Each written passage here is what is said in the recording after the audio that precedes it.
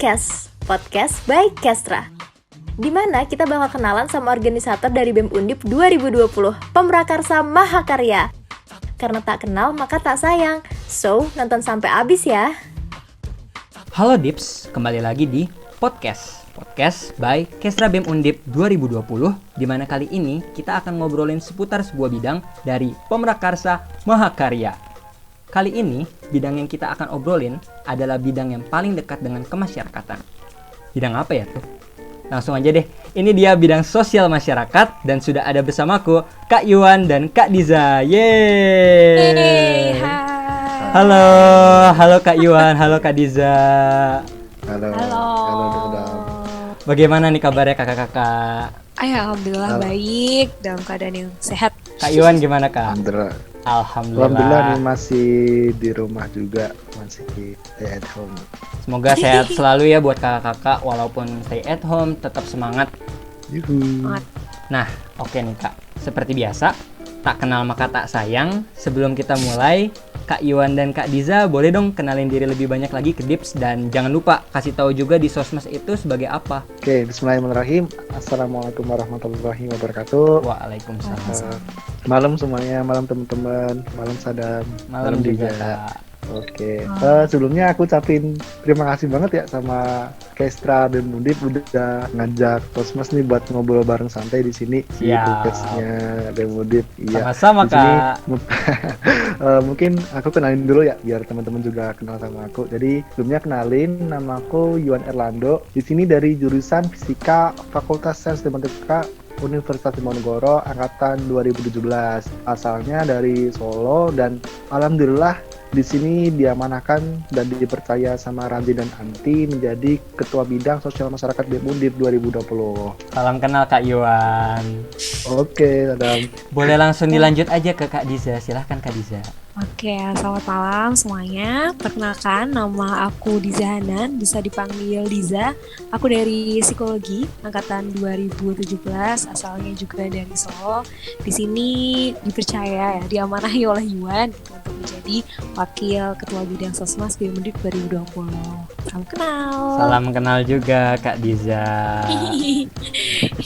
Oke, sebelum ngobrolin sosmas nih, boleh dong diceritain gimana prosesnya Kak Yuan dan Kak Diza nih bisa jadi kabit wakabit sosmas. Boleh juga sekalian diceritain Kak Yuan dan Kak Diza ini tuh kenalnya gimana sih?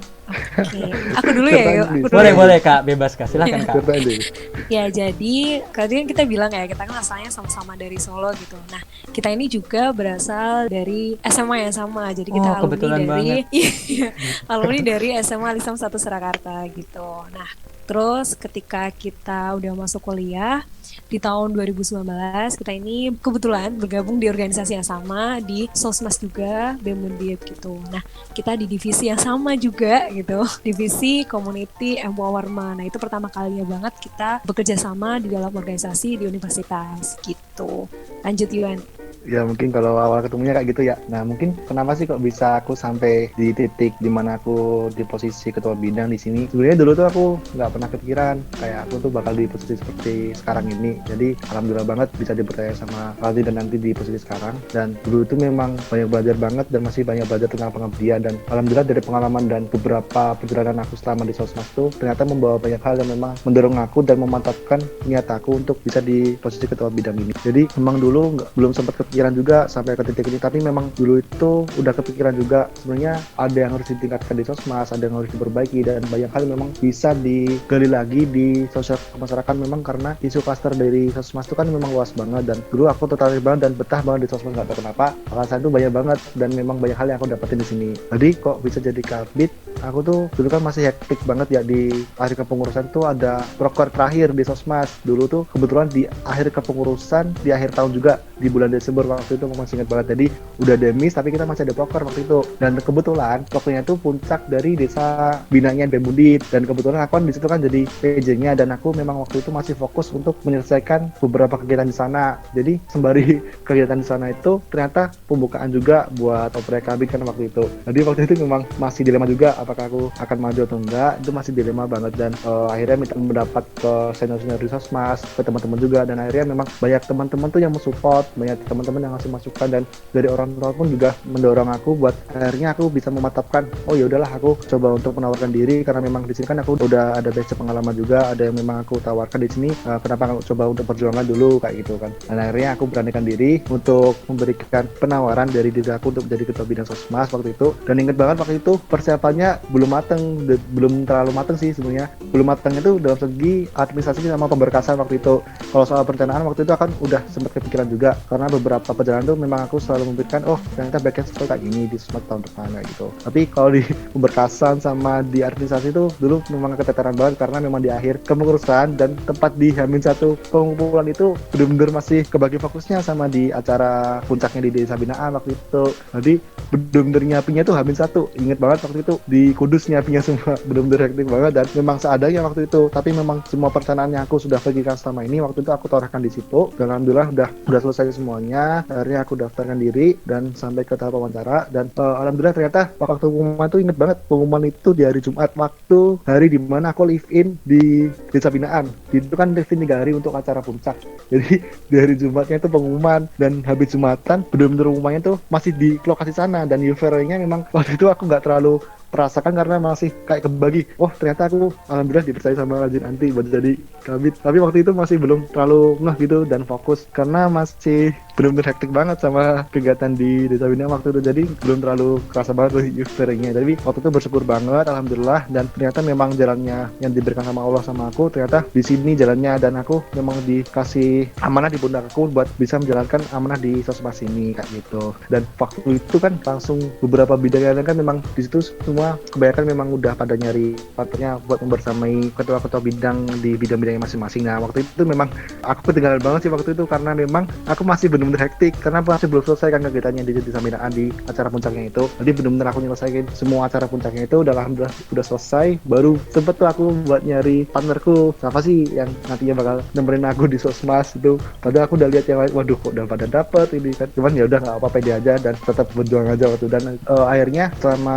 proses yang aku jalani untuk mencari siapa yang jadi partnerku, dan akhirnya dapat tuh namanya Diza. Di sini banyak banget pertimbangan yang kenapa aku bisa milih Diza di sini kan, karena memang sebelumnya aku udah pernah kenal juga, udah pernah kerjasama juga sama Diza. Diza kan kebetulan juga jurusan psikologi, yang dimana karena memang fokusku di Wakabit ini juga penjagaan internal, cocok banget ilmunya Diza juga bisa terapin di sini buat memberikan kehangatan lah istilahnya bagi internalnya sosmas, dan itu memang sangat dibutuhkan sama orang-orang yang di dalam sosmas itu sendiri kayak gitu. Diza juga waktu itu juga udah punya pengalaman juga di beberapa kegiatan sosial di sosmas juga dia udah tahu baik buruknya seperti apa, dan itu benar-benar membantu banget buat aku bisa soalnya menemani aku buat bersama di sosmas itu. Dan itu alhamdulillah banget lah, pokoknya bersyukur banget dapat Diza buat temenin aku. Dan waktu itu memang sempat ragu-ragu sih si Diza ya, karena memang aku sempat beberapa kali melobi dan meyakinkan banget lah, pokoknya istilahnya ngerayu banget ya gitu sih kenapa aku bisa dapat Diza bisa jadi kabit sekarang kayak gitu. Kira-kira dari Kak Diza ada yang mau ditambahin kan? Ya, kayak yang tadi bilang ya, emang banyak sekali pertimbangan kenapa membantu milih aku. Nah, katanya itu juga sebenarnya yang bikin semacam kayak aduh berat untuk menerima, karena ya walaupun mungkin aku dari backgroundnya psiko, tapi bukan berarti sosialku itu bagus kayak gitu. Jadi kayak aduh takutnya ini gimana ekspektasi tinggi nih sama aku kayak gitu, takutnya kayak gitu. Nah terus yang paling pentingnya adalah kita ini kan dulu backgroundnya sama ya, kita dari divisi yang sama gitu. Nah ditakutkan tuh karena kita dari divisi yang sama tidak bisa mengayomi divisi yang lain gitu. Disesuaikan divisinya nggak cuma ada satu gitu. Nah ini bisa nggak ya istilahnya aku membersamai dengan divisi yang lain gitu, divisi-divisi yang aku tuh waktu itu belum kenal banget gitu, dan intinya harus belajarnya benar-benar mungkin kadifnya tuh akan jauh lebih mengenal divisinya daripada aku kayak gitu. Nah itu kayak ada ketakutan sendiri. Nah kemudian akhirnya sama Yuan juga kita tanya-tanya akhirnya ke senior-senior kita mungkin di SOSIF 2019 kemudian 2018 tanya-tanya, dan akhirnya ya berhasil meyakinkan lah untuk pada akhirnya mau untuk menjadi partnernya Yuan gitu. Akhirnya kita belajar bareng gitu, kita sama-sama untuk lebih mengenal divisi-divisi yang lain gitu, akhirnya mau. Ya, itu sih sebenarnya yang aku garis bawahi itu waktu aku nyari selain partner di sosmed ini, sebenarnya aku nggak terlalu mencari orang yang sempurna di sini ya. Memang aku sadar sebenarnya beberapa orang memang nggak mencapai ekspektasi yang aku inginkan, itu pasti ya. Dan Diza ini termasuk orang yang menurutku nggak sempurna gitu ya. Di sini aku udah terlanjur mencintai yang namanya ketidaksempurnaan kayak gitu. Karena memang menurut aku dari ketidaksempurnaan itu menjadi guru dan jadi pengalaman yang memang memberikan pembelajaran selama aku berjalan di sosmed kayak gitu. Panjang ya prosesnya, tapi panjang yang pastinya penuh makna. Wih, Oke. iya benar. Asik. Keren. Oke, ngebahas sosmas nih. Mungkin dari yang terdasarnya dulu ya. Sosial masyarakat atau sosmas tuh sebenarnya bidang apa sih, Kak? Tugasnya ngapain aja, terus fungsinya apa ya?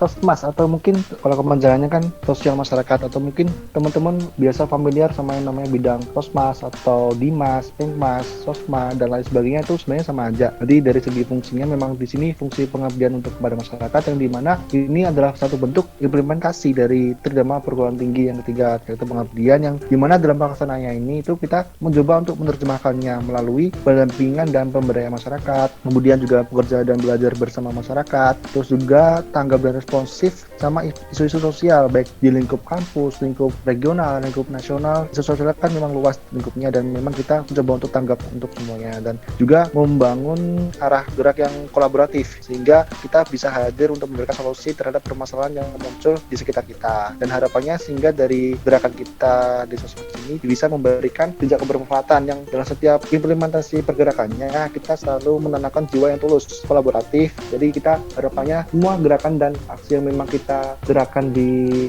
jam pengabdian ini kita selalu kolaborasikan, juga menanamkan rasa peduli juga kepada setiap SDM yang ada. Juga kita senyum, maksudnya kita ingin menebarkan senyuman kepada setiap yang kita temui, karena memang senyum itu kan sifatnya menularkan, dan harapannya juga kita bisa menebarkan senyuman kepada sekitar seperti itu. Dan yang terakhir juga optimis. Jadi sebelum kita melakukan suatu pergerakan di dunia sosial, kita harus menanamkan dalam diri kita bahwasanya kita harus optimis dan percaya diri, karena tiap apa yang kita gerakan itu berbuah kebaikan dan bisa memberikan kebermanfaatan dalam setiap jejaknya seperti itu. Nah, kalau di Sosmas BEM Undim ini kita pastikan membawa beberapa isu, karena memang kluster isu sosial yang ada di Sosmas itu kan sangat luas banget ya. Jadi ada beberapa yang kita adopsi, yang kita fokuskan di tahun ini seperti itu. Jadi ada isu pendidikan, kemudian juga ada isu marginal dan inklusi, isu kebencanaan, isu lingkungan, terus juga ada pemberdayaan masyarakat, dan ada fokus baru yang memang kita angkat di tahun ini gitu. Jadi tentang SDGs atau Sustainable Development Goals kayak gitu. Jadi memang ini beberapa fokus isu yang memang kita bawa di tahun ini. Selain Sosmas juga berperan di lingkup kampus, kita tuh sebenarnya juga jadi satu anggota di bawah naungan Fornas Sosmas namanya. Jadi selain kita bergerak di lingkup kampus, kita juga bergerak di arah nasional juga, yang kita tergabung dalam Forum Nasional Sosial Masyarakat, dan alhamdulillah di tahun ini kita diamanahkan sebagai koordinator wilayah 6 di Jateng kayak gitu. Jadi mungkin beberapa gambaran umum tentang Sosmas BEM Undim 2020 seperti itu. Nah, bagian-bagian di dalam sosmas apa aja ya, Kak? Divisi-divisinya gitu, terus fungsi masing-masing divisinya apa sih, Kak? Nah, kalau di Sosmas sendiri itu kita ada 3 divisi. Yang pertama itu ada divisi edukasi, kolaborasi, dan jaringan. Nah, tadi Yuan juga udah menjelaskan isu-isu apa yang akan kita bawa nih di Sosmas. Nah, edukasi, kolaborasi, dan jaringan itu mengambil isu pendidikan dan isu marginal dan inklusi.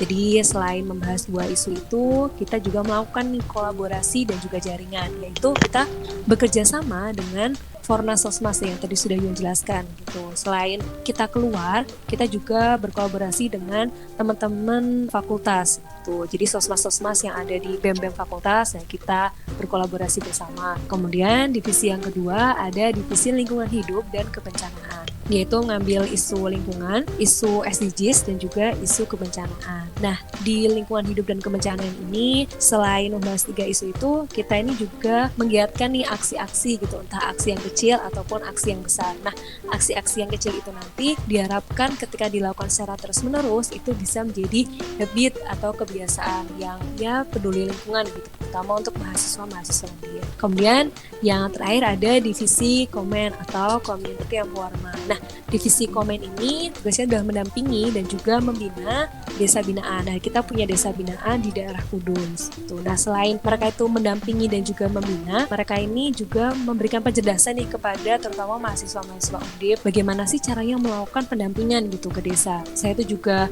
gimana sih caranya untuk membuat desa binaan. Itu adalah tugas dari teman-teman divisi komen. Nah, dari masing-masing divisi yang udah disebutin itu, prokernya ada apa aja ya Kak? Oke, jadi mungkin kita masuk ke program kerja yang ada di Sosmas ya. Jadi tadi udah disebutin sama Dija juga, udah dijelasin di Sosmas itu kan ada 3 divisi. Mungkin aku mulai dari divisi lingkungan hidup dan kebencanaan. Di sini kita ada 4 proker yang ada di LHK ini. Jadi yang pertama ada Act for Nation. Jadi di sini Act for Nation itu kita berfokus pada pengangkatan isu kebencanaan, di mana kita tanggap dan responsif terhadap isu-isu atau kebencana-kebencana yang datang yang timbul, dan kemudian kita lakukan beberapa aksi untuk menanggapi isu yang ada kayak gitu. Jadi kita juga memberikan penjelasan juga terkait kebencanaan juga di sosial media juga seperti itu. Dan hasil dari tanggap dan responsif dari isu ini bisa berupa tentang penjelasan infografis, juga bisa tentang donasi dan beberapa aksi lainnya seperti itu. Nah, terus kemudian ada juga UGH atau Undip Green Habit. Nah, di Undip Green Habit ini kita mencoba untuk menanamkan rasa cinta pada mahasiswa Undip melalui beberapa gerakan-gerakan yang memang kita melatih untuk memunculkan dan menanamkan habit atau kebiasaan yang baik dan ramah terhadap lingkungan seperti itu. Dan di sini mungkin kita juga ada beberapa kegiatan seperti flashstick, bowling, dan di sini flashstick itu seperti konten yang kita memang fokuskan dan kita gencarkan kampanyenya di setiap hari Jumat, di mana kita memberikan penjelasan dan memberikan serta mengkampanyekan terkait penggunaan plastik. Harapannya untuk implementasi dan kebiasaan yang nantinya dilakukan oleh mahasiswa itu nggak cuma sebatas di satu hari itu, tapi bisa berlanjut dan sustainable. Selain kita mengencarkan dan mengkampanyekan, kita juga adakan yang namanya Goling. Goling itu galang keliling yang nantinya harapannya kita kan juga mengejarkan untuk membawa tumbler. Jadi salah satu bentuk di mana kita untuk mengurangi plastik bisa menggunakan tumbler gitu. Dan kita ingin menyediakan dan memfasilitasi juga di setiap fakultas yang nantinya ada yang namanya galon keliling yang kita tempatkan di beberapa fakultas. Kita juga adakan beberapa acara kecil-kecilan yang nantinya bisa menarik perhatian teman-teman mahasiswa untuk bisa ikutan dan berpartisipasi untuk menanamkan habit tentang lingkungan ini gitu. Nah, terus yang ketiga ada SDGs Class, Energy Talk. Jadi seperti fokus baru yang aku jelasin tadi, ada fokus tentang Sustainable Development Goals, di mana ada 17 poin yang memang diangkat oleh PBB jadi tujuan pembangunan dunia. Salah satu bentuk fokus terbaru yang kita angkat di tahun ini. Jadi kenapa Energy Talk? Karena memang di sini tema yang kita angkat tentang energi, nah, di mana nantinya kita membahas beberapa poin yang ada di 17 poin itu melalui sosial media. Jadi di sosial media mungkin beberapa teman-teman udah tahu ya, udah melihat juga ya kayak penjelasan tentang beberapa poin yang ada di SDGs yang tentunya yang akan dibahas tiap poinnya sampai ke poin 17. Dan nantinya di semester depan itu rencananya nanti akan ada seminar dan talk show terkait pembahasan poin-poin yang ada di SDGs itu. Jadi ada beberapa poin yang kita angkat yang bertemakan Energy Talk gitu, yang nantinya akan kita datangkan beberapa pembicara yang memang ahli di bidangnya untuk bisa membuka ruang diskusi teman-teman ini biar kita bisa sama-sama tahu dan sama-sama kritisi sebenarnya implementasi dari SDGs ini apakah sudah tepat untuk bisa kita kembangkan di Indonesia seperti itu. Dan nantinya juga ada beberapa competition kecil-kecilan yang nantinya mungkin akan kita segera rilis di IG juga seperti itu. Nah, terus yang terakhir juga ada tentang Green. Nah, Green ini atau Green Action, di mana kalau di Green Action ini memberikan aksi nyata juga. Jadi beberapa kegiatan aksi nyata yang kita tujukan untuk membangun kelestarian alam yang memang lebih baik seperti itu. Dan ini ada beberapa rangkaian kegiatan. Kayak yang pertama Undip Menghadap Laut, di mana di sini kita melakukan coastal clean up, bersih-bersih pantai di sekitar Semarang. Kemudian juga melakukan green audit dan kampanye tentang lingkungan seperti itu. Terus kemudian juga ada disaster mitigation, di mana kita melakukan menanam mangrove di beberapa lahan-lahan gersang yang ada di sekitar Semarang, yang nantinya kita ingin memberikan dan menanam beberapa bibit mangrove di lahan-lahan yang memang kita kunjungi seperti itu. Terus kemudian juga ada juga tentang kajian lingkungan. Nah, di sini kita menyediakan ruang diskusi juga untuk bisa membahas dan mengangkat beberapa isu lingkungan yang ada di sekitar Undip dan lingkup kampus seperti itu. Jadi nantinya akan didatangkan beberapa pembicara yang nantinya bisa membuka dan memimpin ruang diskusi itu sehingga kita bisa mendapatkan hasil. Oh, ternyata di Undip ini kondisi lingkungannya seperti ini, dan kita mendapatkan hasil tersebut dan nantinya akan diusahakan untuk diadvokasikan ke pihak kampus yang supaya beberapa permasalahan isu lingkungan ini bisa dilirik dan bisa diperhatikan lebih lagi oleh pihak kampus untuk segera ditindaklanjuti. Mungkin itu beberapa program kerja dari lingkungan hidup dan kebencanaan. Mungkin selanjutnya silakan dilanjutin sama Diza. Nah, jadi yang divisi yang kedua yaitu adalah Ekojar atau Edukasi, Kolaborasi, dan Jaringan. Nah, program kerja yang pertama yaitu Gumas atau Guyup Sosmas. Nah, itu tugasnya membentuk sinergitas, kolaborasi, dan menjalin silaturahmi antara lembaga bidang pengabdian masyarakat, baik di tingkat universitas dengan tingkat fakultas dan jurusan di Undip, regional maupun nasional. Jadi teman-teman Gumasi nanti tugasnya tadi berkolaborasi dengan Ornas kalau misalkan keluar dari Undip. Nah, kalau di dalam sendiri bekerja sama tadi dengan BEM-BEM fakultas, kemudian selain itu juga dengan UKM yang bergerak di bidang sosial dan juga Kamadiksi. Nah, Gumas ini kegiatannya melakukan konsolidasi gitu. Nanti bekerja sama dengan program-program kerja yang lain. Misalkan kalau misalkan berkaitan dengan kebencanaan, itu nanti dengan F4Nation. Selain itu juga melakukan kegiatan lingkar, yaitu kita melakukan kunjungan ke fakultas-fakultas, UKM, Kamadiksi, untuk mengetahui program-program kerja mereka. Yang kedua ada SIM atau Social Inspiring and Motivation. Tugasnya itu memberikan dan menyalurkan bantuan kemanusiaan dan motivasi bagi anak-anak di panti asuhan, masyarakat difabel, dan masyarakat terdampak permasalahan sosial di Semarang. Nah, SIM ini tadi kita tahun ini mencoba untuk selain fokus di komunitas difabel, tapi juga tentang keadaan teman-teman difabel di Undip sendiri gitu. Gimana sih perlakuan sosial gitu terhadap mereka gitu. Terus bagaimana fasilitas di Undip ini mendukung atau tidak kepada teman-teman difabel. Nah, kita sedang melakukan survei gitu, dan harapannya nanti setelah hasil surveinya itu ada, kita bisa melakukan kajian, kemudian bisa melakukan diskusi, dan juga nanti kalau memungkinkan kita bisa ngecek langsung nih ke fakultasnya gitu. Gimana sih, ada nggak sih lift, atau mungkin ada nggak sih kayak tangga atau yang buat difabel kayak gitu. Untuk yang pakai kursi roda kira-kira gimana ya kalau misalkan tidak ada lift. Nanti hasil dari kajian ini kita coba akan sampaikan kepada pihak rektorat. Nah, kemudian yang program kerja yang ketiga ada GUM atau Gerakan Undip Mengajar. Nah, tahun ini GUM ini udah masuk ke jilid 8. Nah, kegiatan ini bertujuan untuk membentuk karakter dan semangat belajar anak-anak, khususnya anak-anak sekolah dasar melalui penerjunan mahasiswa Undip untuk menjadi pengajar dan menebarkan inspirasi bagi masyarakat. Nah, wilayah Jawa Tengah ini kita khususnya di wilayah 3T, yaitu tertinggal, terluar, dan juga terdepan. Nah, nanti di GUM ini sendiri kita juga stay di sana, di daerah itu selama 21 hari. Nah, di GUM juga ada 3 fase nih. Yang pertama, fase pra-penerjunan. Yang kedua ada penerjunannya, kemudian yang ketiga ada pasca. Jadi kegiatan pasca ini semacam ya kita mengevaluasi lagi gitu di sana bagaimana sih perkembangannya, apakah setelah ditinggal nih makin bagus atau malah ada beberapa hal yang harus kita benahi lagi kayak gitu. Nah, di GUM ini kita juga melakukan open recruitment untuk pengajarnya dan juga panitianya gitu. Jadi bukan dari staf-staf sosmas. Nah, program kerja yang keempat ada social partnership. Nah, dia itu pelaksanaan kegiatan social partnership ini adalah untuk menjalin kerjasama baik dengan perusahaan, sektor pemerintahan, maupun media dalam mendukung kegiatan sosial gitu. Jadi teman-teman social partnership ini salah satunya juga membantu salah satu divisi ini, yaitu divisi community empowerment. Nah, divisi community empowerment ini kan desa binaan ya, biasanya itu berkaitan dengan kedinasan. Nah, teman-teman dari social partnership ini juga membantu untuk misalkan nih kalau ke dinas nih harus menghubungi siapa dulu. Nah, teman-teman social partnership nanti yang membantu untuk mencari tahu atau menghubungkan. Itu salah satu bentuk kegiatannya. Kemudian yang kelima ada CHED atau Children Health Education Development. Ya, dia itu tugasnya memberikan perhatian dan gerakan dalam membantu penyelesaian permasalahan pendidikan dan penyuluhan kesehatan pada anak-anak marginal di Kota Semarang. CHED ini dilaksanakan dalam bentuk pengajaran, pelatihan, atau pembinaan anak masyarakat marginal atau jalanan yang bisa mendukung peningkatan sosial mereka. Nah, kegiatan ini terfokus pada 2 bidang, yaitu pendidikan dan juga kesehatan.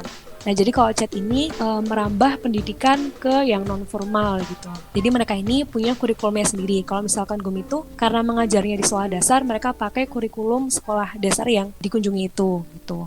Nah, kalau CHED sendiri, mereka kurikulumnya bikin sendiri. Jadi sebelum mereka turun, mereka akan bentuk nanti di pertemuan ini akan mengajarkan apa ya, pertemuannya akan mengajarkan apa. Nah, mereka itu membuat sendiri. Nah, yang diajarkan pun nggak yang misalkan pelajaran matematika kayak itu enggak, tapi bisa ke arah kayak misalkan soft skill gitu. Gimana ya cara membuat sesuatu yang unik, sesuatu yang kreatif kayak gitu. Nah, itu pengajaran dari CHED sendiri.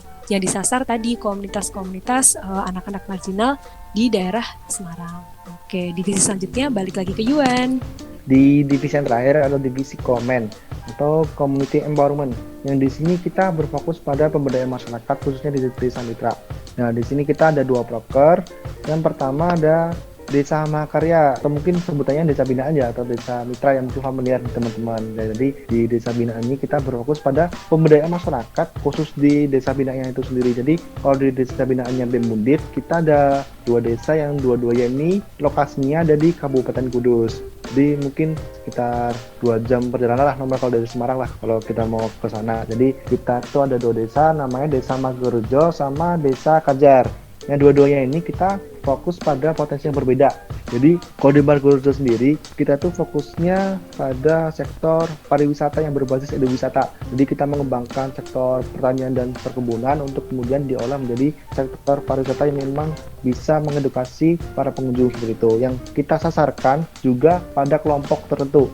Jadi kelompok yang kita bina sampai sekarang di Margorejo itu namanya Pok Darwis Gema. Jadi Pok Darwis Gema itu kelompok sektor wisata Gerakan Indahi Margorejo Asri, yang dimana di sini kebanyakan isinya adalah pemuda-pemuda desa Margorejo sendiri yang mereka berusaha untuk mengembangkan desanya sendiri untuk menjadi rintisan desa wisata yang memang menjadi ciri khasnya dari mereka itu sendiri. Nah kayak gitu.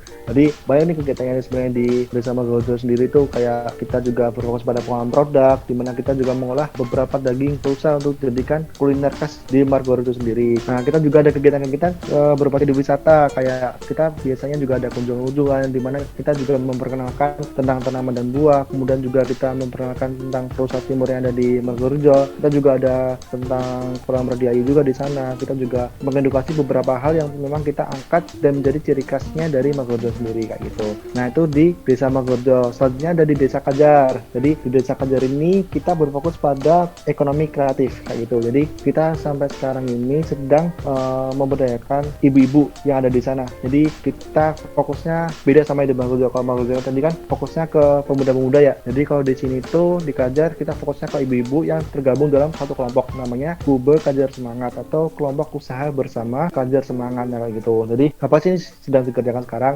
Sekarang tuh kita sedang mengolah produk yang berbahan singkong. Jadi kita ngolah namanya produknya getuk frozen. Jadi kita mencoba untuk mengolah namanya getuk itu bisa disimpan dan tahan awet kayak gitu. Jadi mungkin kan kalau kita tahu getuk kan biasanya ini ya yang jualan terus ada suara-suaranya itu loh yang ada lagunya kan ya. Iya.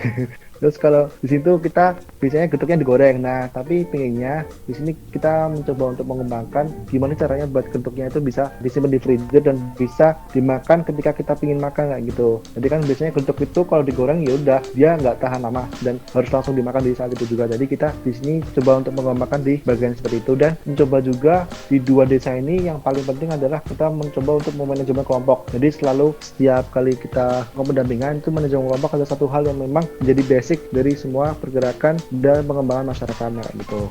Nah itu di Desa Mahakarya. Yang terakhir di Proker namanya USA atau Upgrading of Social Awareness. Nah di sini bentuk kegiatannya itu ada 2 inti. Jadi yang pertama ada seminar atau talk show yang nantinya diadakan di Hari H USA itu sendiri. Yang kedua ada Master Plan Competition, nah gitu. Jadi USA ini kita buka untuk skala nasional. Jadi siapapun teman-teman mahasiswa dari berbagai universitas itu bisa ikut join dan berpartisipasi di USA ini. Maupun juga teman-teman dari mahasiswa Undip. Terus dari Master Plan Competition ini kita nantinya akan mengangkat studi kasus, di mana nantinya studi kasus ini akan coba kita jadikan studi kasus permasalahan yang nantinya akan diangkat oleh beberapa tim yang ikut di perlombaan Master Plan Competition ini. Jadi Master Plan Competition ini akan diikuti oleh beberapa tim yang isinya tuh sekitar 3 orang, di mana tiap tim harus memberikan perencanaan di studi kasus yang mereka angkat, baik dalam segi analisisnya, dalam segi perencanaannya, bagaimana dalam segi rencana strategisnya seperti apa, dan semua itu akan diperlombakan, akan diseleksi beberapa tim yang akan bisa lolos sampai ke tahap finalis kayak gitu. Jadi yang tahap finalis ini nantinya akan presentasi di hadapan beberapa juri yang akan dinilai di saat itu juga di pelaksanaan USA Hari H.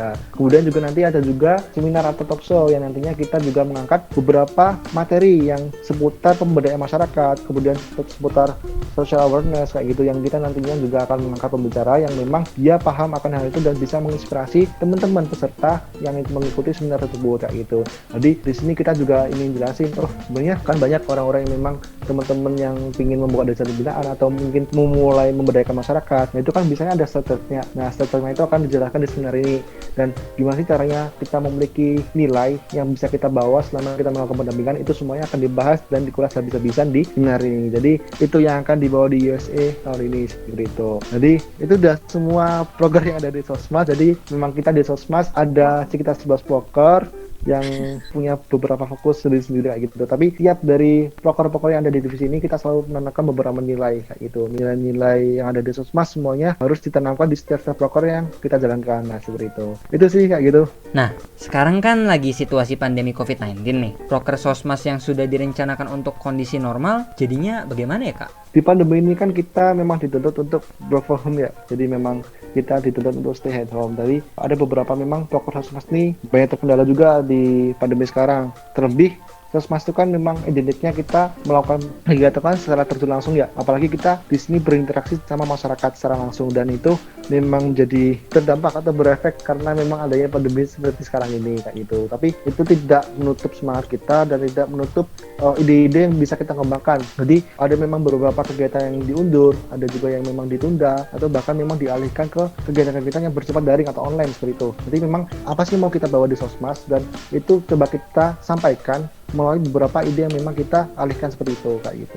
Kayak gitu sih, ada beberapa memang kita harus berputar otak. Tapi memang yang aku lihat di pandemi sekarang memang kita benar-benar di sini memang diuji benar-benar apa yang bisa kita lakukan selama kita memang stay at home, dan itu bisa menyalurkan dan menyampaikan apa sebenarnya esensi dan nilai yang Sosmas ingin berikan kepada masyarakat maupun mahasiswa seperti itu. Mungkin Liza ada yang mau ditambahin? Oke, jadi walaupun tadi dijelaskan ya banyak sekali program kerja Sosmas yang harus diubah gitu caranya dalam menyampaikan ke teman-teman. Tapi yang jelas kita tetap mengusahakan agar tujuannya atau mungkin maknanya itu sampai ke sasaran yang kita tuju. Kalau ke masyarakat umum ya ke masyarakat umum, ke mahasiswa undip ya ke mahasiswa undip gitu. Walaupun dengan cara yang berbeda-beda gitu ya. Walaupun kebanyakan emang lewat postingan, masih lewat postingan aja gitu. Tapi kita tetap coba untuk agar postingan itu benar-benar bisa dilakukan sama teman-teman yang membaca.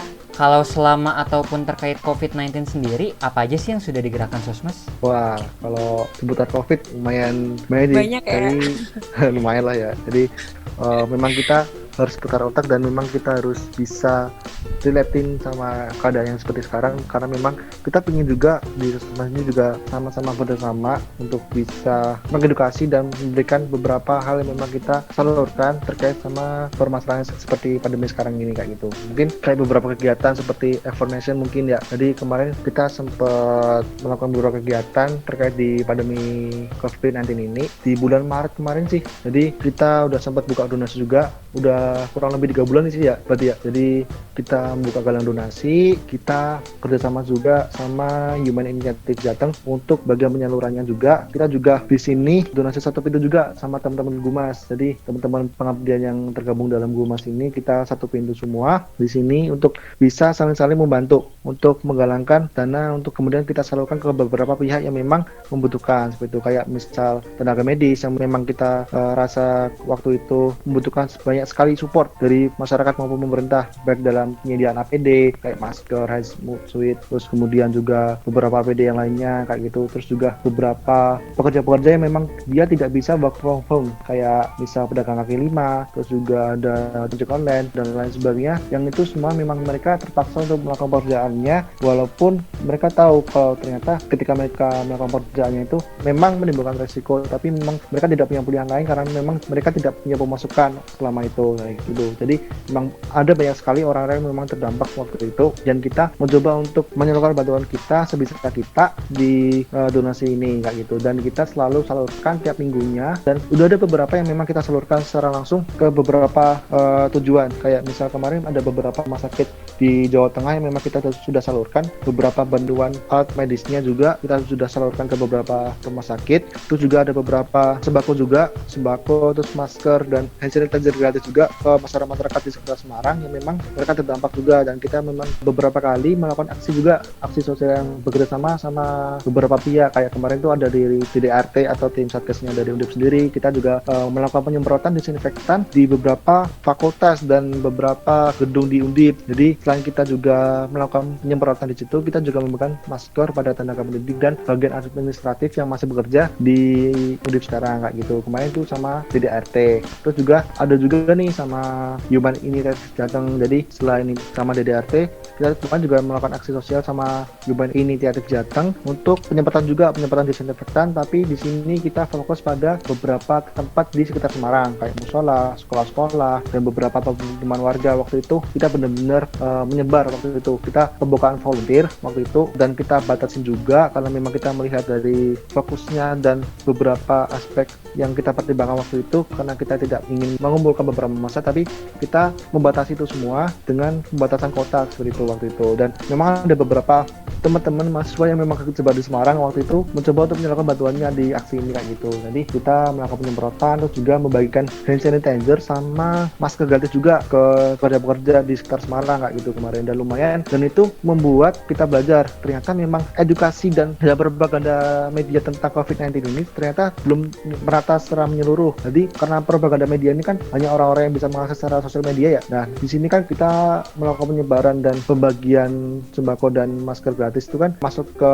bagian-bagian orang-orang yang memang banyak yang tidak bisa tahu lah, dan mereka masih belum paham ternyata hand sanitizer itu apa tuh. Mereka masih banyak yang belum tahu kayak gitu, kayak bahkan ada yang memikir kayak itu buat sampo, buat kayak gini, itu banyak banget. Jadi memang ternyata miris juga gitu, ternyata masih banyak orang yang memang masih belum tahu juga ternyata terkait perkembangan COVID-19 ini kayak gitu. Jadi memang kita bisa berperan di sini selagi kita di rumah dengan terus membantu sektor-sektor pemerintah, sektor-sektor yang memang sedang berjuang sekarang dengan mengedukasi dan membantu koordinasi yang memang bisa menyeluruh selain di media, tapi secara langsung juga. Kita juga mungkin di rumah-rumah masing-masing juga kita sering-sering ngobrol lah, maksudnya ternyata banyak orang yang tidak bisa mengakses berita-berita yang memang ada yang di online seperti itu, dan itu memang penting sekali kayak gitu. Itu di explanation ya, jadi lumayan kompleks juga yang kita kerjakan. Kemarin juga kita adain juga konser amal, baru banget tuh kemarin konser amal. Jadi di akhir puasa itu di waktu ngabuburit, jadi selagi nemenin ngabuburit juga ada konser amal dengan beberapa relawan-relawan yang ingin menyalurkan suaranya, dan kita juga menggalang donasi lewat situ juga, dan lumayan juga. Nah terus saya jadi teman-teman yang memang ikut di konser amal itu. Terus juga kemarin juga ada kita bareng teman-teman Gumas nih, jadi kita mempersembahkan dan membuat beberapa video persembahan dan harapan dan doa juga sama teman-teman tenaga medis dan beberapa masyarakat di Indonesia terkait dengan doa kita untuk semoga Indonesia bisa lekas baik, dan itu kita upload serentak juga di teman-teman dan di beberapa OA di BEM Fakultas, BEM Undip, dan beberapa UKM dan Kamediksi kita serentak juga di situ. Nanti mungkin teman-teman yang penasaran gimana video persembahannya mungkin bisa dilihat di IGTV-nya kayak gitu ya. Nah itu mungkin di explanation ya. Terus yang berikutnya kalau di Undip Green Habit, karena Goling sendiri kan sifatnya roadshow, jadi kita nggak bisa melakukan roadshow di saat sekarang. Jadi kita memang fokuskan pada Flash Stick yang konten tiap minggunya di hari Jumat kita selalu optimumkan di situ. Jadi konten-konten terkait dengan penggunaan plastik, sedan, kemudian juga kita relate dengan kondisi pandemi sekarang seperti penggunaan masker dan lain sebagainya, itu selalu kita gencarkan di setiap hari Jumat teman-teman. Jadi memang di sini kita selalu gencarkan dan optimumkan melalui sosial media di era sekarang ini.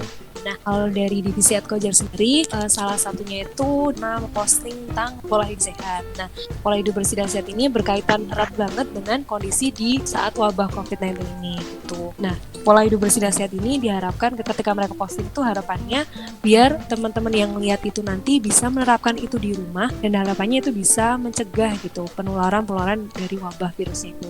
Dan harapannya setelah nanti wabah itu hilang, ketika kita bisa selalu menerapkan, nantinya bisa menjadi kebiasaan hidup yang sehat gitu. Nah, kalau dari divisi komen sendiri, jadi divisi komen ini kan saat ini sedang bekerja sama juga dengan KKN tematik gitu.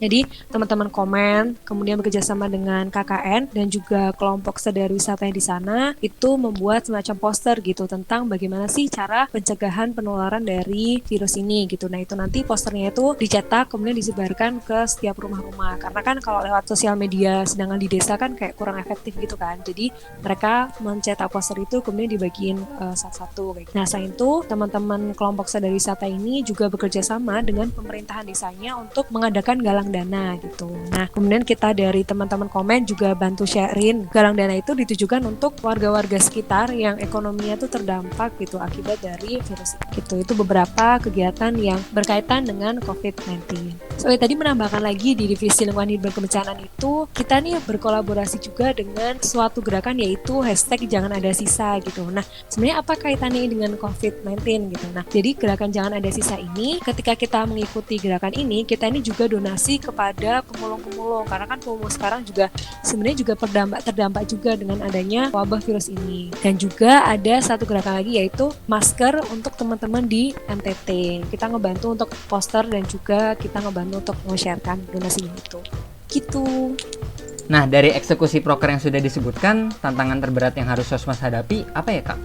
Kalau tantangan sendiri sebenarnya lebih ke karena kita mungkin terhalang sama layar kaca ya di sini ya, karena memang kita harus secara daring terus komunikasinya, mungkin lebih ke kadang jenuh sih karena memang di sini kan kadang tuh kangen juga sama anak-anak, kadang pengen ngobrol langsung sama anak-anak. Dari situ mungkin rada jenuh juga kalau rapat pakai gadget, sehari-hari pakai gadget kayak siaran tuh kita selalu berhubungan sama gadget terus gitu. Jadi kadang ternyata lelah juga gitu loh, lelahnya tapi lelah lebih ke lelah yang kita harus menatap gadget terus dan harus diam dan nggak bisa melakukan beberapa kegiatan yang memang harusnya bisa berinteraksi, dan itu kan ada suatu suasana yang memang berbeda dan memang nggak buat kita jenuh ya kayak gitu. Terus juga karena komunikasinya lewat online terus, jadi memang benar-benar menguras yang namanya kota banget karena memang di sini aku nggak ada wifi juga di sini, jadi memang benar-benar kerasa banget lah kotanya kayak gitu. Tapi nggak apa-apa, ini juga buat kebaikan, jadi insya Allah juga bisa berbuah kebaikan juga sama yang lain kayak gitu. Amin.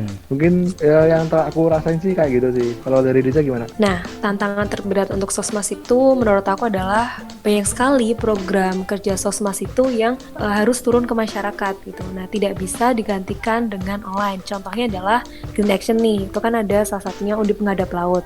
Nah, Undip Menghadap Laut itu kan nggak bisa kalau misalkan mau pindah ke online itu sebenarnya masih susah gitu. Jadi kita masih harus mikir plan-plan setiap proker itu. Kalau misalkan nih sampai semester depan tetap harus online nih, gimana nih harus diganti seperti apa? Nah itu agak susah kayak gitu. Ya sih, itu lumayan mengaruh juga sih. Iya sih, kalau yang Undip beberapa Menghadap Laut itu kayak kalau dipindahin ke online juga gimana caranya ya? Iya makanya. ya itu sih kayak bener kayak yang dibilang sama Deza, itu benar-benar jadi PR banget di setiap kegiatan Sosmas yang memang semua berbasis untuk terjun langsung dan langsung berinteraksi sama masyarakat. Sedangkan di sini kita ditutup buat daring, buat online, dan itu memang benar-benar membuat memutar otak kita semua. Kayak tadi kan udah disebutin juga Undip Menghadap Laut, terus juga ada juga kayak beberapa pengajaran yang memang harus kita terjun langsung kayak chat. Kita harus terjun langsung ke komunitas sosial, tapi berhubung keadaan yang sekarang semuanya memang tidak diberikan buat turun dulu semua, dan memang kita juga masih mencari cara juga kita mengalihkan semuanya ke online. Pun juga dengan Desa Mitra kita harus benar-benar komunikasi sama masyarakat lewat online, nggak bisa langsung terjun langsung, dan memang benar-benar semuanya itu memang berpengaruh banget di Sosmas. Tapi itu jadi tantangan dan jadi lonjakan kita buat kita, oh ternyata kita bisa menjadi pribadi yang berkembang karena memang ada ujian seperti ini kan. Memang semua ujian itu kita harus bisa mengambil sisi baiknya, dan alhamdulillah di sini yang kita yakini sama-sama buat optimis selalu bahwasanya di sini kita dikasih ujian biar kita bisa menjadi pribadi yang lebih hebat lagi gitu. Nah Kak, andai kata nggak ada wabah sama sekali, kira-kira yang bisa jadi tantangan atau hambatan buat Sosmas apa ya? Sebenarnya kalau tantangan, kalau misalnya nggak ada wabah, ya sebenarnya tantangan yang standar di Sosmas ya pasti ya lebih ke bagaimana kita bisa membekali diri kita dulu sebelum kita terjun pada masyarakat. Itu semua harus kita bekali diri sendiri dulu. Kita harus benar-benar mantepin, kita harus belajar dari sini karena memang banyak pembelajaran di Sosmas yang memang luar biasa dan kita dapat benefitnya banget kayak gitu. Terus yang kedua adalah gimana kita berteman sama masyarakat, kita harus bisa memposisikan bagaimana kita ini bisa diterima sama masyarakat. Nah itu adalah hal yang memang di pembelajaran di luar bangku kuliah kayak gitu. Dan ini semuanya kita harus benar-benar menjaga attitude karena kita membawa alma mater dan lain sebagainya. Kemudian kita juga bisa gimana sih cara interaksinya benar-benar bisa memposisikan bahwasanya kita adalah bagian dari masyarakat juga kayak gitu. gitu. Dan itu menjadi hal yang luar biasa banget ketika kita bisa praktekkan dan kita bisa tahu ilmunya kayak gitu. Kita benar-benar di sini memposisikan bahwasannya kita adalah orang yang bekerja dan belajar bersama masyarakat, bukan bekerja untuk masyarakat. Karena memang di sini kita harus pahamkan persepsi bahwasanya prinsip kita adalah bekerja bersama mereka, bukan bekerja untuk mereka. Karena ini dua hal yang memang berbeda. Karena memang ketika kita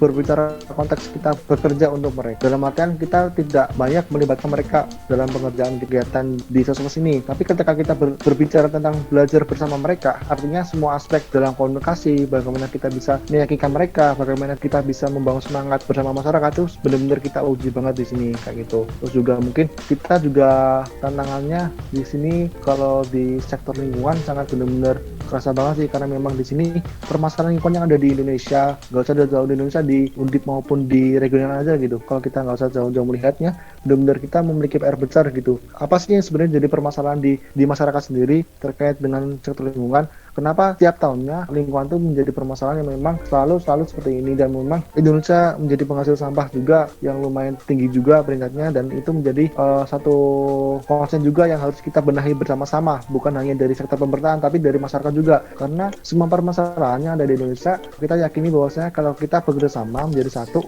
itu akan bisa membuahkan sebuah hasil yang memang progresif. Menjadi tantangan besar juga di Sosmas, gimana sih kita bisa meyakinkan dan sama-sama mengajak teman-teman mahasiswa untuk sama-sama buat cinta sama lingkungan, kita sama-sama buat lebih memperhatikan lingkungan di sekitar kita, dan itu bisa dimulai dari diri sendiri sebelum ke orang lain seperti itu. Kalau menurut aku tantangan yang terberatnya adalah ketika kita kan tadi ya punya banyak program yang ke masyarakat, dimana sebenarnya tujuan kita ketika kita melakukan program itu pasti baik gitu loh, pasti baik. Nah, tantangannya adalah di masyarakat itu yang sangat dinamis, itu mesti pola pikirnya ada bermacam-macam. Nah, kadang beberapa orang itu kayak banyak sekali yang memberikan kritik, tapi kritiknya itu bukan kritik yang membangun. Contohnya misalkan price stick gitu, kita mencoba untuk membudayakan kebiasaan yang ramah lingkungan, yang baik gitu, tapi banyak sekali orang zaman sekarang itu yang maunya tuh langsung melihat hasilnya tuh secara instan gitu. Padahal kalau misalkan price stick itu atau mungkin kebiasaan kita untuk ramah lingkungan itu akan benar-benar dirasakan manfaatnya itu setelah ya bertahun-tahun kemudian, bahkan mungkin kita tidak merasakan manfaatnya, tapi mungkin anak cucu kita gitu yang merasakan gitu. Tapi karena timbal baliknya itu masih lama akan rasakan, jadi kayak orang tuh kayak, aduh ngapain sih, males, aduh ribet deh bawa tumbler. Nah, orang-orang yang seperti ini menjadi tantangan terberat bagi kita gitu. Kita akan melakukan, kalau misalkan nih dia itu ya udah deh dia nggak bawa sendiri gitu, tapi beberapa orang kayak, alah udahlah nggak usah bawa, ribet gitu kan, udah beli aja di situ gampang. Nah, orang-orang yang seperti ini yang provokasi teman-teman yang lain gitu untuk tidak mendukung kita, bahkan kayak memberikan semacam kritik yang tidak membangun. Nah, itu mereka adalah tantangan terberat kita. Gimana caranya agar kita bisa rutin memberikan pencerdasan agar mereka itu paham bahwa apa yang kita lakukan ini baik dan pasti jelas akan bermanfaat, entah kita yang merasakan atau anak cucu kita ke depannya, kayak gitu. Sebenarnya lumayan banyak sih sebenarnya, cuman memang yang biasa kita temuin di dunia sosial, di dunia pengabdian, ini seperti itu sih permasalahannya. Iya, mungkin secara garis besar sih ya. Ya, garis besar seperti itu. Setelah tantangan, kita ke suka duka. So, boleh diceritain dong apa aja suka duka sejauh ini di Sosmas? Kalau sukanya sendiri sih, ya aku Sosmas bersyukurnya adalah aku nih dapat partner juga seperti Yuan kayak gitu. Karena Yuan tuh adalah seorang yang perfeksionis gitu, dia tuh lengkap. Sedangkan akunya sendiri adalah tipe orang yang udah ini nggak apa-apa kok, udah bagus kayak gitu. Nah, Yuan tuh adalah pelengkapnya, dia itu teliti gitu. Jadi wah ini perlu ditambahin nih kayak gini. Nah itu ya bisa dibilang punya partner yang saling melengkapi gitu. Nah selain partnernya nih, sukanya tuh adalah di Sosmas tuh punya keluarga yang seiklim lah, atau mungkin satu lingkungan gitu. Artinya kita tuh bergerak sama-sama di pengabdian masyarakat, kita sama-sama menyukai kegiatan pengabdian masyarakat, walaupun mereka tuh mungkin melakukan dengan cara yang berbeda-beda. Misalkan ada yang mau fokus ke lingkungan, mau fokus ke pendidikan, mau fokus ke pemberdayaan masyarakat desa, tapi kita sama-sama dinaungi oleh pengabdian masyarakat gitu. Nah kegiatan-kegiatan kayak gini ini akan lebih menyenangkan kalau misalkan kita bareng gitu, ada yang kayak ayo dong ikut kegiatan ini. Nah dengan adanya keluarga yang kita tadi satu lingkup gitu, nah kita tuh bisa saling mengingatkan dan semacam kayak proker itu rasanya tuh jadi kayak seneng-seneng gitu, nggak serius kayak ngelakuin proker banget kalau misalkan dilakuin itu secara bareng-bareng gitu. Jadi ada satu misalnya divisi LHK nih ngadain kegiatan gitu, terus ayo ya divisi yang lain ikut ini gitu ya, kita rame-rame kan di situ, kita seneng-seneng, dan tapi seneng-senengnya kita itu membawa manfaat buat banyak orang kayak gitu, jadi kayak double lah istilahnya kayak gitu sih. Dan juga banyak sekali pelajaran yang bisa kita dapatkan kalau misalkan selama ini di Sosmas ini gitu, banyak sekali pelajaran yang terutama dari masyarakat sih, artinya adalah tiap orang itu kan membawa apa ya, menurut aku tuh setiap orang tuh membawa pelajaran gitu. Nah ketika kita bertemu dengan orang itu kesempatan kita untuk belajar gitu, oh mengenali orang, oh ini kayak gini, orangnya tuh kayak gini, bagi cara kita menghadapinya seperti ini, oh dari orang ini kita belajar gimana sih caranya sopan santun gitu, misalkan ke ibu-ibu, ke masyarakat desa kayak gitu.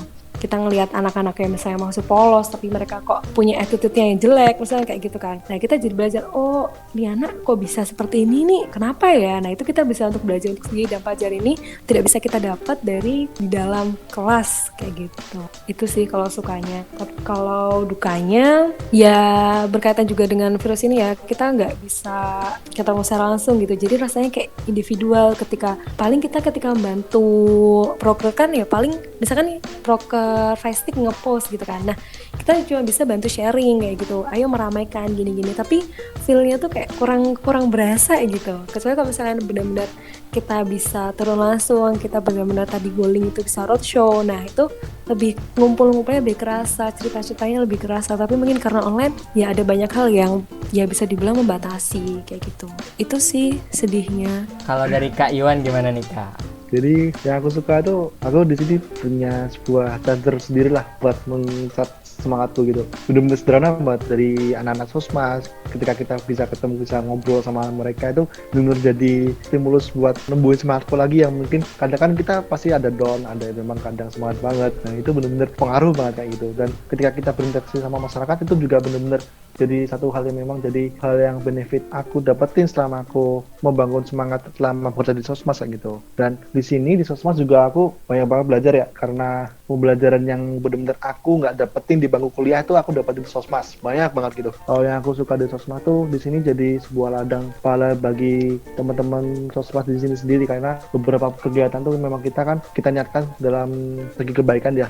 Di sini memang rantai kebaikannya memang kita harapkan untuk tidak terputus dan benar-benar bisa dapat benefit lah dari sini kayak gitu. Terus juga selama di sosial masyarakat sendiri pun selalu dapatkan dan selalu aku pegang sampai sekarang, ternyata di pengabdian itu ada seninya sendiri. Jadi seninya memang benar-benar kita belajar banget gimana sih caranya kita bisa meyakinkan, gimana kita bisa komunikasi, bisa bekerja bersama mereka dan lain sebagainya. Itu benar-benar dapat banget pembelajaran di sini dan luar biasa banget benefitnya di Sosmas. Dan itulah sukanya sebenarnya banyak banget sih, cuman itu yang benar-benar aku rasain. Kalau dukanya, apalagi di era sekarang, sebenarnya hampir sama kayak Diza gitu, kayak kita cuma bisa komunikasi lewat online ya, jadi sedih banget sih nggak bisa ngobrol langsung sama anak-anak Sosmas, nggak bisa interaksi sama anak-anak, sama masyarakat juga. Dan di sini beberapa kegiatan kayak mungkin kalau kita berbicara langsung kan kita bisa merasakan kehadiran teman-teman ya. Kalau di online sendiri kan kita mungkin benar-benar di masing-masing tempat sendirian, terus juga kita cuma bisa komunikasi dan membantu lewat daring kayak gitu kan, juga benar-benar menguras mental juga, menguras tenaga juga, benar-benar kayak merasa sendiri sih sebenarnya. Cuman di sini memang kita selalu biasakan, kita selalu intensifkan juga komunikasi kita selama pandemi ini,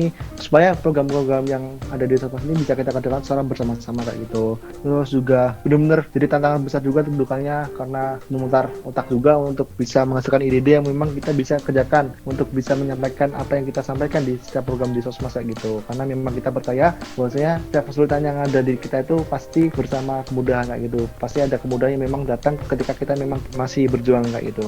Ya intinya tetap semangat ya Kak menjalani dukanya. Nah Kak, kalau mau masuk atau menjadi bagian dari Sosmas BEM Undip nih, itu gimana caranya sih Kak? Kriteria-kriterianya gitu apa aja ya? Apa aku harus punya rekam jejak pengabdian masyarakat dulu sebelum masuk Sosmas? Gimana tuh Kak? Sebenarnya nggak terlalu berat sih, cuman ini berpengaruh selama keberadaan di Sosmas, karena Sosmas itu bicara tentang keberlanjutan, tentang sustainable. Jadi mungkin yang pertama itu yang selalu aku lihat, orang yang bisa masuk Sosmas itu kalau bisa dia punya kemauan untuk belajar di sini, karena baik dia punya rekam jejak di dunia pengabdian maupun nggak punya, tapi kemauan untuk belajar itu sangat penting banget ketika berjalan di dunia pengabdian, apalagi di dunia Sosmas kayak gitu. Ketika memang punya rekam jejak pengabdian itu memang bagus, cuman dan sama itu membuat orang itu bisa tinggi dan tidak mau istilahnya untuk merendah dan belajar lagi kayak gitu, karena memang di sini kita memposisikan untuk selalu belajar. Nah gitu. Yang kedua apa, Dis? Oke, yang kedua adalah tanggap gitu. Nah, sebenarnya tanggap itu lebih ke misalnya isu-isu yang mungkin sedang beredar yang tentang pengabdian masyarakat gitu. Entah itu tentang isu lingkungan atau mungkin isu tentang pendidikan gitu, atau mungkin tadi isu pemberdayaan masyarakat gitu. Nah, jadi ketika daftar mesti ditanyain kan, kayak oh kok milih divisi apa nih gitu. Nah, ketika dia menjawab oh divisi lingkungan hidup dan kebencanaan Kak gitu. Nah, kita tanya isu apa yang kamu ketahui tentang kaitan dengan divisi LHK ini gitu. Nah, ketika dia bisa menjelaskan entah itu isu di universitas atau isu di daerahnya dia atau mungkin isu yang sedang ada di negara-negara lain, itu nggak apa-apa gitu, asalkan dia tuh tanggap. Artinya ketika ada isu apapun itu dia kayak oh cepat merespon. Artinya ketika dia itu tanggap, dia itu juga ada keinginan untuk tadi mempelajari hal-hal yang memang kayak dia ingin tekuni gitu. Oh aku pengen fokus ke lingkungan nih, berarti dia harus tanggap dengan isu-isu yang berkaitan dengan lingkungan gitu. Yang ketiga ya mungkin ya, anak-anak Sosmas tuh harus bisa menumbuhkan rasa kepedulian mereka, jadi rasa awareness, karena di sini memang kita dituntut buat menggunakan seluruh panca indera kita gitu, kayak mata kita dituntut buat melihat beberapa hal yang memang jarang kita lihat, bahkan tidak pernah kita lihat. Nah, kita harus melihat beberapa orang yang memang ternyata memang kesusahan, kita selama ini nggak pernah kita ketemui kayak gitu. Memang benar-benar menguji seluruh panca indera yang kita miliki kayak gitu. Oke, kalau aku satu tambah lagi sih yaitu attitude gitu. Jadi attitude-nya itu harus baik, karena tadi kan balik lagi ya, kita semua turun ke masyarakat gitu, entah ke mahasiswa ataupun ke masyarakat desa. Jadi attitude itu sangatlah penting, karena kalau misalnya attitude-nya itu tidak baik atau mungkin kayak kurang sopan santun kayak gitu, nah itu jelas pasti masyarakat itu tidak akan mudah menerima kita gitu. Jadi kita mau ngasih informasi atau mungkin kita mau ngajak ke sesuatu yang kebaikan atau mungkin bermanfaat, mereka itu udah nggak akan respect dulu, nggak mau dengerin aja udah nggak mau gitu. Jadi dari awal ketika proses wawancara terutama kita tuh melihat bagaimana sih ketika awal dia duduk, kemudian bagaimana cara dia menatap kita yang wawancarain, gimana cara dia ngomong gitu kan,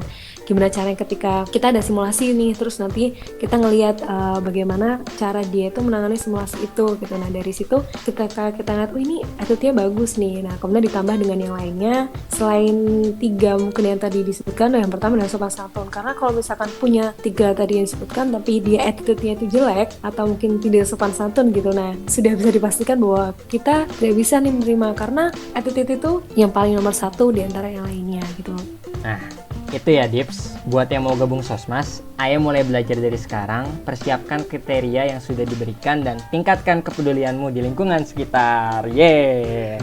Bener banget. Nah Kak, kira-kira gak jauh-jauh dari sekarang nih, Sosmas bakalan sibuk ngapain ya? Oke, jadi di baru-baru ini kita lagi banget mencari buat pengisian kuesioner yang kita bagikan di OAB Undip untuk diisi oleh teman-teman mahasiswa. Apakah sebenarnya Undip ini sudah termasuk universitas yang ramah sama difabel, karena memang dari segi fasilitas dan lain sebagainya memang kita ternyata masih butuh untuk data dulu. Jadi dari hasil data ini apakah kita bisa kategorikan bahwasannya universitas ini, Undip ini bisa kita kategorikan sebagai universitas yang ramah akan difabel gitu kan. Jadi memang di sini benar-benar butuh partisipasi dari teman-teman mahasiswa nih, dari teman-teman buat bisa bersedia untuk mengisi kuesioner tersebut, karena memang di sini kesediaan teman-teman untuk mengisi kuesioner ini bisa membantu teman-teman disabilitas untuk kemudian mereka bisa merasakan fasilitas-fasilitas yang memang memberikan kenyamanan bagi mereka sendiri kayak gitu. Ya sebenarnya kalau untuk yang terbaru ya mungkin butuh partisipasi teman-teman, itu adalah kuesioner Undip Ramah Difabel, dan itu berkolaborasi juga dengan teman-teman dari Biro Statistik gitu. Nah untuk yang lainnya paling ya itu sih postingan, jadi ada yang paling rutin sih Flystik sama SGs gitu. Nah itu masih sibuk di situ.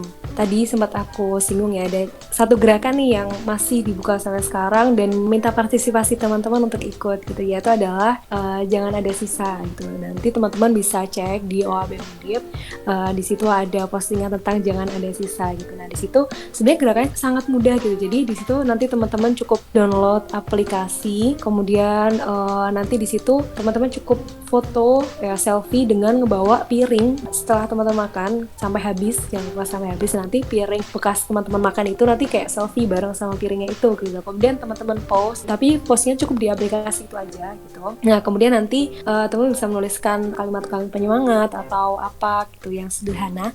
Nah nanti dengan teman-teman udah ngikut, teman-teman udah donasi sebesar 5.000 gitu untuk teman-teman pemulung gitu. Cukup mudah dan sangat bermanfaat. Nah terus Kak, aku juga baru aja nih scroll-scroll IG BEM Undip, terus juga ada Podmen, ini tuh dari Sosmas juga kan? Nah iya, jadi berhubung kita kan ada yang namanya kajian lingkungan ya di salah satu rangkaian kegiatan di Green Action. Jadi kajian lingkungan ini sebenarnya kan mau diadakan 2 kali di semester sekarang sama semester depan. Nah karena berhubung kemarin beberapa kajian kan memang sudah terlalu digencarkan melalui WhatsApp, kemudian webinar dan lain sebagainya, kita memberikan satu sentuhan yang baru nih. Nah kemarin juga kita udah sempet nih buat membuka questionnaire and answer di story IG BEM Undip untuk bisa teman-teman mahasiswa Undip atau teman-teman yang memang melihat di story tersebut bisa menyalurkan atau menentukan pertanyaan di situ. Nantinya kemudian bisa dijawab dan bisa didiskusikan oleh pembicara yang ada di Fortmanbo kayak gitu. Jadi kemarin tuh pembicaranya dari Greenpeace sendiri, dari Greenpeace Indonesia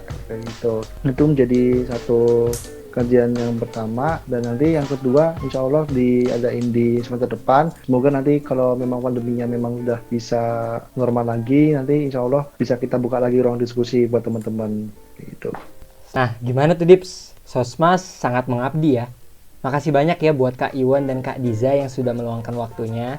Sukses selalu ya Kak buat urusan bidang dan akademiknya. Amin ya, yuhu. Sukses juga Sadam dan teman-teman Kestra. Oke, sukses selalu juga buat Sosmas BEM Undip 2020. Semoga bisa selalu semangat dalam mengabdi masyarakat. Yuhu. Semangat terus. Buat Dips pendengar sekalian, obrolan kita sampai di sini dulu ya. Tapi jangan khawatir Dips, masih ada beberapa bidang lagi kok yang bakal kita obrolin. So, tungguin aja ya bidang lainnya di podcast selanjutnya. Sembari menunggu, tetap sehat selalu ya. Terima kasih banyak buat kalian yang sudah setia dengerin sampai titik ini. Tetap semangat dan sampai jumpa di podcast selanjutnya. Tunggu dulu. Dengar-dengar Dips mau UAS nih ya. Semoga lancar, sukses, dan mendapatkan hasil yang memuaskan ya. Semangat terus belajarnya. Ya semangat buat ujiannya. Kita yakin kok kamu pasti bisa. Habis UAS, jangan lupa pantengin podcast. Untuk sekarang, sampai jumpa di podcast selanjutnya. Dadah!